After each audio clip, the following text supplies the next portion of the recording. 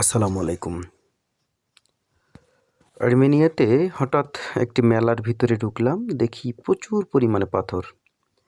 তো দেখলাম যে কত প্রকার পাথর আল্লাহ সৃষ্টি করেছে সব কিছু মানুষের জন্য। মানুষ এগুলো দিয়ে অর্নামেন্ট তৈরি করে, আংটি তৈরি করে, বিভিন্ন ধরনের শোপিস তৈরি করে। পাথর যে কত প্রকার হতে পারে সেটা আসলে আমি প্রথম দেখলাম। আপনারা আগে পরে দেখেছেন কিনা আমি জানি না।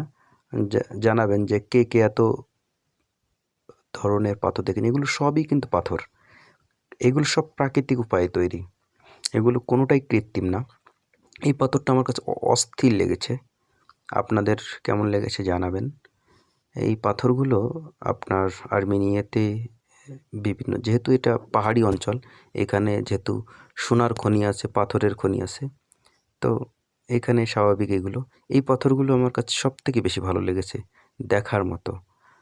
আর এই পাথরগুলো আসলে সবাই কিনে নিয়ে আংটি তৈরি করে বিভিন্ন ধরনের। তো আমার কাছে ভালো লেগেছে। আপনাদের কাছে কেমন লেগেছে দয়া করে জানাবেন যে কোনগুলো, কার কোনটা ভালো লেগেছে। ঠিক আছে?